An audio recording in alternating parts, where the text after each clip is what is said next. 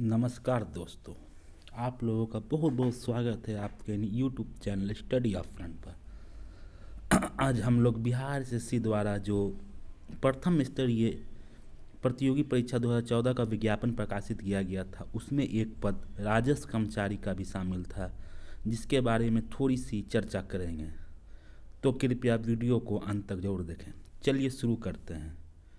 तो सबसे पहले मैं राजस्व कर्मचारी का जो जॉब नेचर है उसके बारे में थोड़ा सा बात कर लेते हैं। तो राजस्व कर्मचारी का जो जॉब नेचर है लिटिल बिट हेक्टिक, थोड़ा सा तो मतलब भाग दौड़ वाली नौकरी माननी पड़ेगी, क्योंकि इसमें आपका राजस्व एवं भूमि सुधार विभाग जो कि हर अंचल में आता है उसके अंतर्गत आपकी पोस्टिंग की जाएगी, और कोई भी चीज़ जो है आप ही से इनिशिएट की जाएगी। यानी आपके पास ही सबसे पहले आएगी, उसके बाद ही ऊपर ऊपर के पदाधिकारियों के पास पहुंचेगी। तो थोड़ा सा तो लिटिल बिट हेक्टिक और रिस्पॉन्सिबिलिटी भी है। इसमें आपको थोड़ा सा रिस्पॉन्सिबल होना पड़ेगा, क्योंकि आप हर पंचायत हर प्रखंड में जो एक अंचलाधिकारी होते हैं उसके अंतर्गत आप उसके अधीन काम करेंगे। तो आपको हर महीने में रिपोर्ट जो ब्लॉक स्तर पर या पंचायत स्तर पर जो भी जितने भी कार्य होंगे उसका जो रिपोर्ट है अपने संबंधित प्रखंड के जो पदाधिकारी उनको प्रस्तुत करना पड़ेगा, उनके पास उनको सबमिट करना पड़ेगा। तो ये तो है। तीसरी बात जो सोशल रिस्पेक्ट, इस जॉब का जो समाज में बहुत ही रिस्पेक्टेबल जॉब माना जाता है। ग्रुप सी के अंतर्गत जो 1900 ग्रेड पे में ये काफ़ी अच्छा जॉब माना जाता है, क्योंकि हर पंचायत में जो राजस्व कर्मचारी है उनका पब्लिक के साथ सीधी डीलिंग होता है। तो आप समझिए एक तरह से पंचायत में एक बड़े बाबू के पोस्ट पर आप पोस्टेड है, यानी कि जितना भूमि से संबंधित जो भी दाखिल खारिज होगा या भूमि से संबंधित जो भी विवाद हो उसका निपटारा का जो भी इनिशिएट होगा वो आपसे शुरू होगा। तो आप एक बहुत ही महत्वपूर्ण कड़ी रखने वाले हैं इस विभाग में। जो आपका जो हायरकी बना हुआ है, जो पोस्ट का जो हायरकी बना हुआ उसमें आप सबसे निचले स्तर पर तो जरूर है, राजस्व कर्मचारी एक अलग लेवल का पोस्ट है, लेकिन आपका जो रिस्पेक्ट है, आपका जो वैल्यू है वो बहुत ज़्यादा है। ऐसा नहीं है कि अंचलाधिकारी है तो मतलब उनका ज़्यादा, उनका वैल्यू उनके पोस्ट के हिसाब से बहुत अच्छा है, लेकिन आपका जो वैल्यू है वो जो आपके पोस्ट के हिसाब से जो और भी 1900 ग्रेड लेवल के पोस्ट हैं उनमें सबसे अच्छा, मतलब एक तरह से देखा जाए सोशल रिस्पेक्ट बहुत अच्छा है। अब बात कर लेते हैं प्लेस ऑफ पोस्टिंग। तो प्लेस ऑफ पोस्टिंग जो है कि 90% या 80% जो चांस है आपका वो आपके होम डिस्ट्रिक्ट में प्लेस ऑफ पोस्टिंग होगी। यानी कि जो आपका होम डिस्ट्रिक्ट है वहाँ ही आपको ज़्यादा से ज़्यादा संभावना है कि आपको वो पोस्टिंग होगी, और आपकी जो पोस्टिंग होगी वो जो आपका जो जिला होगा वो जिला पदाधिकारी के अंतर्गत आएंगे। मतलब जिला पदाधिकारी जो है आपको समान प्रशासन विभाग बिहार सरकार जो अधिसूचना निकालेगा उसके अंदर जिला पदाधिकारी जो है उसको अधिसूचित किया जाएगा। सभी राजस्व कर्मचारी जो भी हैं उन उसके अंडर में मतलब आएंगे। अब उसके बाद जहाँ एक बार आपकी पोस्टिंग हो जाएगी आपके एक जिला में, तो आप उसी जिला में मतलब आप ट्रांसफ़र हो सकते हैं। मतलब उसी जिला में, मतलब उसी जिला किसी पंचायत में किसी ब्लॉक में आपका ट्रांसफ़र हो सकता है। बहुत ही रेयर केस में ट्रांसफ़र जो है जो जिला एक जिले से दूसरे जिले में होने के चांसेस रहती है। तो आप मान के चले अगर आपको जिला जो आपका जिला है गिरी जिला है वहाँ आपको पोस्टिंग मिल गई तो आप वहीं से ज्वाइन करेंगे और आखिरी में वहीं से प्रमोशन लेते हुए उसी प्रमोशन लेंगे तो फिर आपका जिला चेंज होगा। अगर आप राजस्व कर्मचारी के अंतर्गत है, राजस्व कर्मचारी में ही रिटायर करते हैं तो आपका ज़्यादा से मतलब अगर आपको जिला मिल गया तो आपकी जो रिटायरमेंट है उसी जिला में से होगी।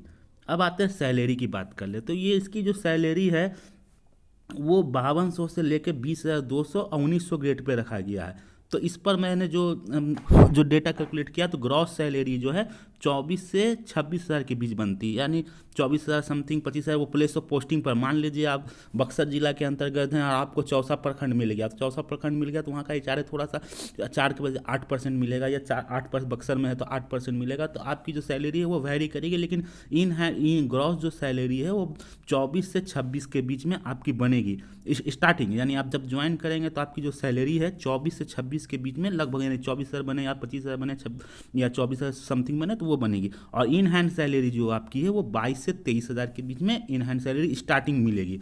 यानी स्टार्टिंग सैलरी जो है वो 22 से 23,000 है।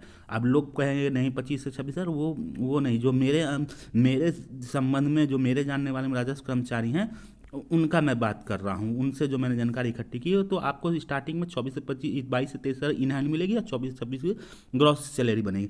और इसके बाद आप जब प्रोबेशन पीरियड ख़त्म कर लेते हैं, या प्रोबेशन पीरियड के ड्यूरेशन में बिहार सरकार एक हिंदी का पेपर आयोजित करवाता है। जो हिंदी का जो पेपर होता है वो अगर कोई पास कर लेता है तो उसको एक इंक्रीमेंट उसमें ऐड हो जाता है। जो उसका बेसिक में जो एक इंक्रीमेंट लगने वाला रहता है, वो एक इंक्रीमेंट उनका ऐड हो जाता है अगर वो हिंदी का पेपर वो पास कर लेती है। बिहार सरकार के हर विभाग में ये नियम लागू है।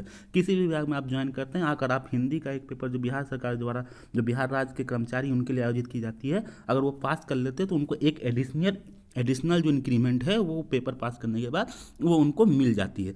अब बात कर लेते हैं प्रमोशन की, बात कर लेते हैं। तो प्रमोशन क्या है?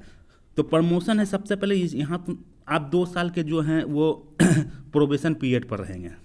2 साल आप विभाग में जो भी कार्य करेंगे वो आप प्रोबेशन पीरियड पर रहेंगे। प्रोबेशन पीरियड आपका खत्म होगा तो वो विभाग आपके कार्य की समीक्षा करेगा, जो कि ऑलमोस्ट सबकी पॉजिटिव रहती है, और उनका समीक्षा करने के बाद उन्हें प्रोबेशन पीरियड में ख़त्म हो जाता है। आप जब एक बार ज्वाइनिंग के बाद आप जब 10 साल की सर्विस आप पूरी कर लेंगे, तो 10 साल की सर्विस पूरी करने के बाद आपकी मतलब आप प्रमोशन के लिए एलिजिबल हो गए। अब जैसे ही प्रमोशन के लिए जो भी वैकेंसी आएगी उसमें फिर देखा जाएगा बेस्ड ऑन सीनियरिटी, जो सीनियर रहेगा उनको प्रमोशन किया जाएगा। लेकिन यहाँ पर 2 चीज़ ध्यान देने वाली बात है, जो जिसको मैंने चौथा 5वां पॉइंट में नोट किया है। आपको अपने जो आप जब प्रमोशन के लिए एलिजिबल हुए हैं तो आपके ऊपर कोई भी डिपार्टमेंटल या कोई भी मतलब सर्विस पीरियड में कोई भी चार्ज मतलब नहीं लगा, यानी भ्रष्टाचार का या कोई भी अनियमितता का चार्ज नहीं लगाना चाहिए। अगर आप पे कोई भी चार्ज लगा रहेगा तो आप प्रमोशन के लिए मतलब प्रमोशन के लिए जो एलिजिबल होते हुए आप प्रमोशन के रेस से बाहर हो जाएगा। यानी आपकी जो सर्विस है, प्रमोशन के जब प्रमोशन की बात आएगी तो आपकी सर्विस जो है वो आपकी सर्विस नीट एंड क्लीन रहनी चाहिए, तभी आप प्रमोशन के लिए एलिजिबल हैं और प्रमोशन के जो आगे पोस्ट है उसमें आप क्लियर होंगे। उसके बाद एक बहुत बड़ी बात है, ये तो इंटर लेवल का पोस्ट निकला था। तो बहुत सारे लोग तो इंटर लेवल पर पोस्ट भरे हैं लेकिन ग्रेजुएट हुए हुए हैं। मैक्सिमम लोग ग्रेजुएट, मान लीजिए जो ग्रेजुएट नहीं सिर्फ इंटर पर ज्वाइन करेंगे, इंटर पर, तो उन्हें ग्रेजुएट होना पड़ेगा। ग्रेजुएट जब रहेंगे तभी एलिजिबल होंगे। यहाँ पर एक बहुत बड़ी बात है जो कि लोगों को, बहुत कम लोगों को पता है, जो मैं बता रहा हूँ, जो मेरे जानकार में जो जल संसाधन विभाग में हैं, उनका साफ कहना था कि मान लीजिए आप 2 आदमी हैं, एक आदमी इंटर पास करके ज्वाइन किया, एक ग्रेजुएट किए हुए है। 2014 से पहले जो था वो ग्रेजुएट किए हुआ था, 2014 से पहले वो ग्रेजुएट किए हुआ था, जो इंटर पास करने के बाद 2021 में ज्वाइन किया, ठीक है, और ये भी 2021 में ज्वाइन किया, ठीक है ना। और उसके बाद ये 3 साल इंटर करने वाला जो ग्रेजुएट नहीं था, ये 3 साल कहीं डिस्टेंस से ग्रेजुएट हो गया, डिस्टेंस कॉलेज से, डिस्टेंस से कहीं से ये दूसरा जो आदमी है वो ग्रेजुएट हुआ था। ये 2024 में ग्रेजुएट होगा, तो जब प्रमोशन की बारी आएगी तो इनको फ़ायदा मिलेगा, क्योंकि ये सर्विस के ड्यूरेशन में इन्होंने ग्रेजुएशन किया है, ये सर्विस में रहते हुए ग्रेजुएट हुए हैं, तो इन्हें बेनिफिट मिलेगा, इन्हें प्रीफरेंस दिया जाएगा। जो पहले से ग्रेजुएट करके आए हैं तो मैक्सिमम ऑलमोस्ट चांस है कि सभी लोग ग्रेजुएट होके ही जा रहे हैं। लेकिन मान लीजिए कोई बंदा कोई जो जा रहा है ज्वाइन करने, वो इंटर लेवल पर ज्वाइन कर रहा है, यानी इंटर करने के बाद ज्वाइन कर रहा है, यानी उसका ग्रेजुएट नहीं हुआ था और वो डिस्टेंस से ग्रेजुएट कर रहा है, 2024 में ग्रेजुएट कंप्लीट कर रहा है, तो यानी जॉब में रहते हुए अगर वो ग्रेजुएट कर रहा है तो ये जो है इसको प्रीफरेंस मिला जाएगा। ये मैं आपको बैंक का जो नियम उसके अनुसार बता देता हूँ। बैंक में जो प्यून की सब स्टाफ की बहाली होती है, मान लीजिए आपको ये मास्टर्स डिग्री है लेकिन आप ज्वाइन किए तो मैट्रिक का पोस्ट है, तो मैट्रिक का पोस्ट है, जब वहाँ प्रमोशन की बात आती है तो जो ज्वाइन करने के ड्यूरेशन में कोई अगर मैट्रिक के बाद अपना हायर स्टडीज़ कंप्लीट करता तो उसको प्रीफरेंस देता, अगर वो कैंडिडेट मिला तो उसको प्रीफरेंस दिया था। बिहार सरकार में भी जो जेई की बहाली हुई थी पिछले साल, उसमें भी बहुत सारे डिप्लोमा लेवल बहाली हुई थी।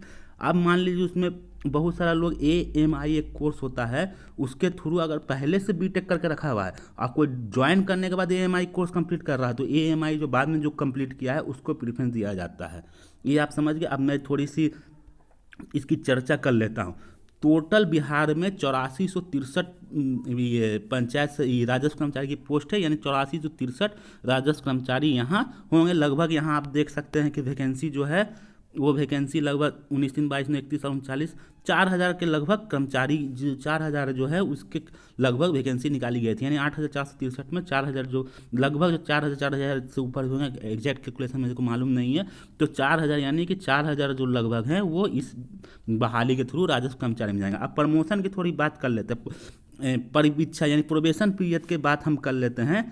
तो प्रोबेशन पीरियड साफ लिखे हुए है, मौलिक रिक्त पद के विरुद्ध नियुक्त होने वाले प्रत्येक राजस्व कर्मचारी पद यानी जिस दिन ज्वाइन किए उससे 2 वर्ष की अवधि के लिए प्रोबेशन पर रहेंगे, 2 वर्ष की अवधि तक वो प्रोबेशन पर रहेंगे। अगर उनकी राजस्व कर्मचारी का आचरण में सीमा संतोषजनक नहीं पाया जाता है तो 1 वर्ष के लिए उनको और प्रोबेशन पीरियड बढ़ा दिया जाएगा। यानी कि अगर 2 साल में अगर आपका जो है रिपोर्ट सही नहीं रहा तो 1 साल और बढ़ा दिया जाएगा, और उसके बाद भी अगर संभावना सुधार की नहीं होती है तो उसकी सेवा को समाप्त कर दी जाएगी। ये रेयर केस में 2 साल में मैक्सिमम लोगों को प्रोबेशन पीरियड में खत्म होने के बाद उन्हें परमानेंटली वो परमानेंट हो जाते हैं। मतलब परमानेंट नहीं, एक नियम है, कोई भी विभाग का कहीं भी जाइएगा तो 2 साल 1 साल 6 महीना प्रोबेशन रहता है। तो बिहार सरकार में राजस्व कर्मचारी के लिए वो 2 साल का प्रोबेशन पीरियड रखा गया। प्रशिक्षण ट्रेनिंग, तो यहाँ पर समय समय पर उनका ट्रेनिंग भी होगा। राजस्व, ये मैं ऑफिशियल वेबसाइट है उससे डेटा निकाल के ला रहा हूँ, जो डेटा वहाँ दिया हुआ है, जो नियमावली है जो कर्मचारियों के लिए, उससे निकाल के मैं लाया हूँ। और उसको मैंने एक मतलब जो काम की चीज़ है उसी के को मैं बता रहा हूँ, जो आपके काम की चीज़ है, मैं इधर उधर की कोई बात नहीं कर रहा। आपको ट्रेनिंग भी दी जाएगी समय समय पर, जब भी ज़रूरत पड़ेगी तो आपको ट्रेनिंग दी जाएगी। यदि उसके बाद इसे यहाँ बताया गया है कि अगर जो वही प्रोबेशन पीरियड में जो भी कार्रवाई की जाएगी जो भी वो है। अब वेतन का आप यहाँ पर देख सकते हैं, वेतन नवनियुक्त राजस्व कर्मचारी का वेतनमान इतना रहेगा। अब देखिए वरीयता, जो सीनियरिटी है वो कैसे होगी। इस संवर्ग के सदस्यों की वरीयता का निर्धारण राज्य सरकार के समान प्रशासन विभाग द्वारा समय समय पर नियत सिद्धांतों एवं प्रक्रिया के आधार पर, यानी जो समान प्रशासन विभाग जो बिहार सरकार है उसके जो नोटिफिकेशन गजट निकलेगा उसके आधार पर सीनियरिटी यानी वरीयता का मूल्यांकन किया जाएगा। अब बता देते हैं प्रमोशन कैसे होगा। प्रमोशन को साफ हम दिखला देते हैं, जो मैंने नोटिस से निकाला है, जो नियम है उसके अनुसार। तो राजस्व कर्मचारी से आप 25% जो पोस्ट है वो राजस्व अधिकारी जो है, यानी 100% पोस्ट में 25% जो पोस्ट है वो राजस्व अधिकारी जो है वो राजस्व कर्मचारी वाले बनेगा। 75% जो पोस्ट है वो बीपीएससी के थ्रू होता है। यानी कि अगर 8000 सीट है तो उसमें 25% यानी लगभग 2000 सीट जो है वो ये 25% वाले राजस्व कर्मचारी वाले लोग बनेंगे। अब उसमें क्या होगा यहाँ पढ़ सकते हैं। राजस्व अधिकारी एवं समकक्ष ग्रेड के 25% पदों को राजस्व कर्मचारी संवर्ग में सिर्फ स्नातक या स्नातक समकक्ष योग्यताधारी राजस्व कर्मचारियों से राज्य स्तर पर गठित उनकी वरीयता सूची से विभागीय प्रोन्नति समिति के अनुशंसा के आधार पर किया जाएगा। यानी जो मेरिट बनेगा, आप भले जिला में पोस्टिंग हुआ है लेकिन आपकी जो मेरिट बनेगी वो राज्य स्तर पर जो मेरिट है जो उस पर आपकी मेरिट बनेगी, वहाँ पर प्रमोशन उस हिसाब से उठाया जाएगा। अब देखिए यहाँ पर ये रहेगा कि 10 वर्ष आप तो पूरा करें, वरीयता सह योग्यता के आधार पर प्रोन्नति हेतु राजस्व कर्मचारी के पद पर 10 वर्ष की सेवा, उनकी सेवा की संपुष्टि तथा विगत 5 वर्षों की चारित्रिक यानी जो आपका जो ये अनुशासन उसकी अभियुक्ति, यानी आप 5 साल में जो लास्ट 5 साल में आपका जो चरित्र है, यानी आपका कोई सर्विस पर आपका जो ये क्या बोलते हैं कोई दाग नहीं रहना चाहिए, उसको भी देखा जाएगा।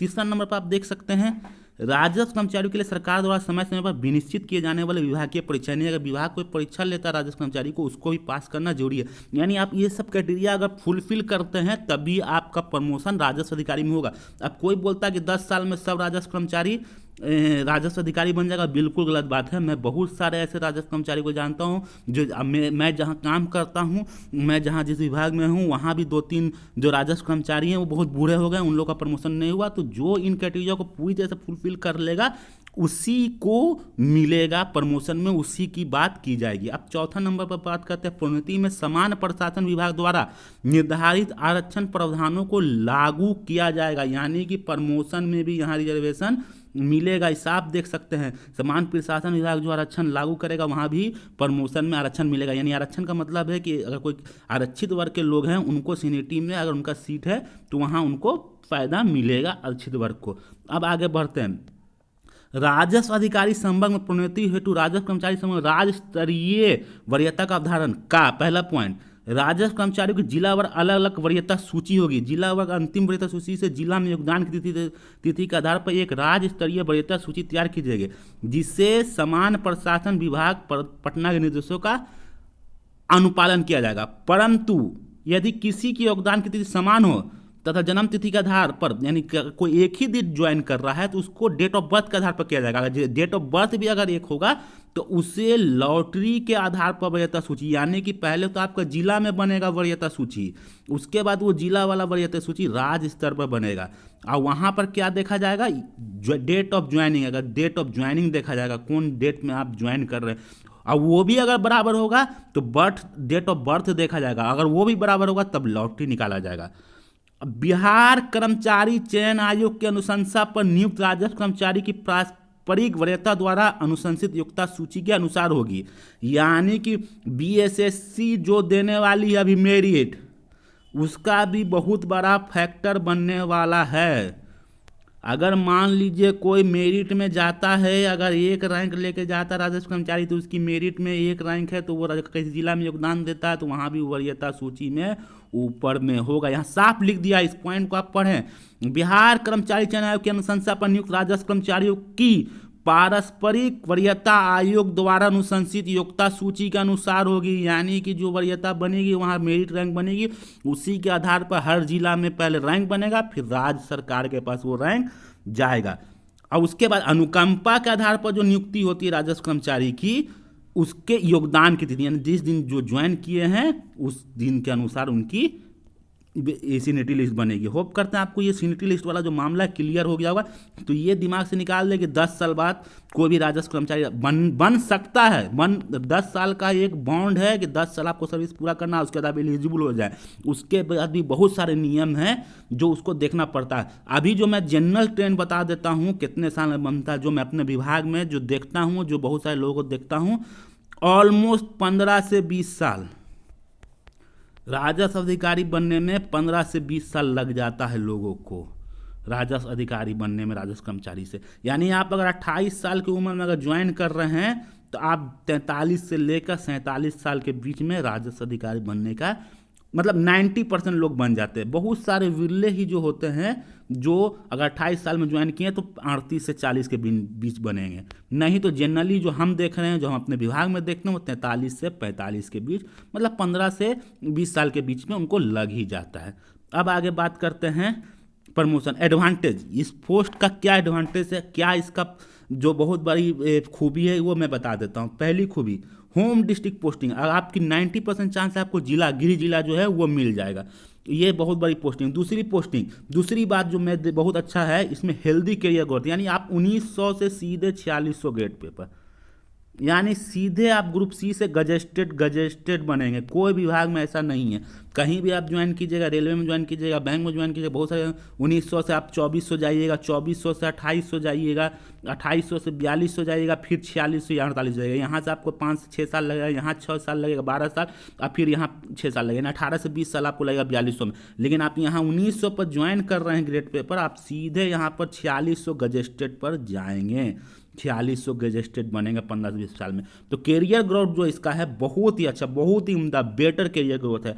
अब बात करते हैं healthy salary in home state. यानी आपको जो सैलरी मिलने वाली वो भी बहुत अच्छी, मतलब ठीक ठाक है, बहुत अच्छी नहीं बोलेंगे लेकिन ठीक ठाक। यानी आपको 22,000 पर आप स्टार्टिंग करें, 22-23,000 पर एक एग्जाम पास करके तो आपको सैलरी जो इन हैंड हो जाएगी 25,000, जो कि ठीक ठाक सैलरी है। उसके बाद वो आप पर डिपेंड करता है कि आप विभाग में कैसे काम करते हैं, आप किस तरह से वहाँ सर्विस देते हैं। तो बहुत सारे लोग बोलते हैं यहाँ भ्रष्टाचार बहुत है, बहुत कमाई ऊपर, वो आप पर डिपेंड करता है कि आप किस तरह से वहाँ काम कर रहे हैं। और सबसे बड़ी खूबी मेरे को इसमें ये लगी कि आप फील्ड वर्क में हैं, आप फील्ड वर्क में जॉब कर रहे हैं। यानी आपको ऑफिस वाला जो टेंशन, वो कोई टेंशन नहीं कि ऑफिस में 10 बजे जाना है, अटेंडेंस लगाना है, अब 5 बजे निकलना है। आप कहीं भी हैं, आपको मोबाइल रखा जाएगा, आपको सीनियर कॉल कर, यहाँ से मैं फलाना जगह पर यहाँ जा रहा हूँ इंस्पेक्शन में, यहाँ ये निपटारा हो रहा है। तो आपको ये चीज़ का टेंशन नहीं है कि आपको ऑफिस में जाना है, ऑफिस में जाके आपको वहाँ अटेंडेंस बनाना है। जैसे बैंक हो गया, रेलवे हो गया, बहुत सारे विभागों में होता है कि आपको 10 बजे 9 बजे प्रेजेंट हो जाना। ये है। अब इसका डिसएडवांटेज मैं बता देता हूँ, जो इसकी जो खूबी नहीं है, जो ये क्या, ये लड़कियों के लिए सूटेबल नहीं है, नॉट सूटेबल फॉर गर्ल्स। ये लड़कियों के लिए मतलब इस जॉब को अच्छा नहीं माना जा सकता है, मतलब लड़की के लिए थोड़ा भाग दौड़ होता है। और दूसरी सबसे बड़ी खूबी है, ये जो डिसएडवांटेज है, आपका जो पोस्टिंग होगा जिंदगी भर गांव में होगा, विलेज में होगा। मान लीजिए आपकी पोस्टिंग किशनगंज में हो गए और किशनगंज में किसी गांव में हो गई, तो आप उस गांव में आपको पूरी, मतलब उस जिला में आपको पूरी ज़िंदगी निकालनी होगी। यानी आप शहर हेड क्वार्टर में आपकी पोस्टिंग नहीं होगी, यानी आपको ज़िंदगी भर गांव में रहना पड़ेगा। आशा करते हैं आपको ये जो मैंने राजस्व कर्मचारी का जो job nature place of posting सब बताया वो आपको अच्छा लगा होगा। अब मैं इसका जो बीएसएससी इंटर लेवल का जो एग्ज़ाम हुआ मेंस का उसका कट ऑफ में बता देता हूँ कि राजस्व कर्मचारी के लिए, स्पेशली राजस्व कर्मचारी के लिए क्या कट ऑफ रहने वाली है। राजस्व कर्मचारी के लिए क्या कट ऑफ रहने वाली है, तो मैं आपको कट ऑफ बता देता हूँ राजस्व कर्मचारी का कट ऑफ क्या रहने वाला है। राजस्व कर्मचारी के आप देख सकते हैं टोटल जो सीट है वो सीट है जनरल के लिए 1962 सीट है। तो इसका मैक्सिमम कट ऑफ जनरल का 113 जाएगा, मैक्सिमम मैं बता दे रहा हूँ, इससे ज़्यादा कभी नहीं जाएगा। और 111 से 113 यानी 111 से 110 हो सकता है, लेकिन 113 से 114 नहीं हो सकता। जनरल में 1962 सीट है, कट ऑफ 111 से 113 रहने की संभावना क्या पूरी तरह से मैं इस बार मतलब मैं अपने आप का अनुभव से कह रहा हूँ कि ये कट ऑफ रहने वाला है। बीसी में 340 सीट है, 108 से 112 बीसी का, यानी इतना नंबर जिसको आ रहा है। और राजस्व, अब मैं बता देता हूँ सबसे ज़्यादा कट ऑफ राजस्व कर्मचारी के जाने वाला है, क्योंकि मेरे जो अनुभव, मेरे जो जान पहचान में मैंने जितना एनालाइज किया उसमें लगभग 70% जो लोग फॉर्म फिल किए हैं उसमें लोगों का पहला चॉइस है राजस्व कर्मचारी। तो जिनका राजस्व कर्मचारी जिनका पहला चॉइस है नंबर को वो क्वालिफाई कर रहे हैं, तो सबसे हाई कट ऑफ जो एक नंबर पर कट ऑफ रहने वाला वो राजस्व कर्मचारी का ही रहने वाला। एमबीसी का 105 से 107, यानी एमबीसी में जिनको 105 से 107 आ रहा है वो कंफर्म रहे कि उनको राजस्व कर्मचारी मिल रहा है। एससी में 100 से 103, एससी में इससे ज़्यादा कट ऑफ नहीं जाएगा राजस्व कर्मचारी का, 100 से 103 के बीच में जाएगा। एसटी में 102 से 115 के बीच में जाएगा। और वुमेन जो बैकवर्ड क्लास में उसमें कट ऑफ 95 से 97 जाएगा। तो आप ये कट ऑफ देख सकते हैं। ये फाइनल में मैं मेरिट कट ऑफ बता रहा हूँ, ये मेरिट कट ऑफ, डीबी की कट ऑफ नहीं बता रहा हूँ, ये मेरिट कट ऑफ, यानी इतना नंबर जिसको आ रहा है वो राजस्व कर्मचारी में कन्फर्म जा रहे हैं। आशा करते हैं आपको राजस्व कर्मचारी के बारे में जितनी भी कन्फ्यूजन, जितने भी क्वेश्चन हैं सभी सवालों का जवाब मिल गया होगा। अभी भी अगर आपके पास कोई सवाल है इस पोस्ट को, इस पद को लेकर, तो कमेंट बॉक्स में ज़रूर कमेंट करें, ज़रूर पूछें। आशा करते हैं आपको वीडियो बहुत अच्छा लगा होगा, और वीडियो अच्छा लगा हो तो लाइक करें, शेयर करें अपने दोस्तों के बीच। चैनल पर नए हैं तो चैनल को सब्सक्राइब करना नहीं भूलें, क्योंकि इस चैनल पर बिहार, झारखंड, यूपी की जितनी भी लेटेस्ट जो जॉब निकलती है उसके बारे में सूचना दी जाती है। तो बहुत बहुत धन्यवाद दोस्तों वीडियो देखने के लिए। जय हिंद, जय भारत।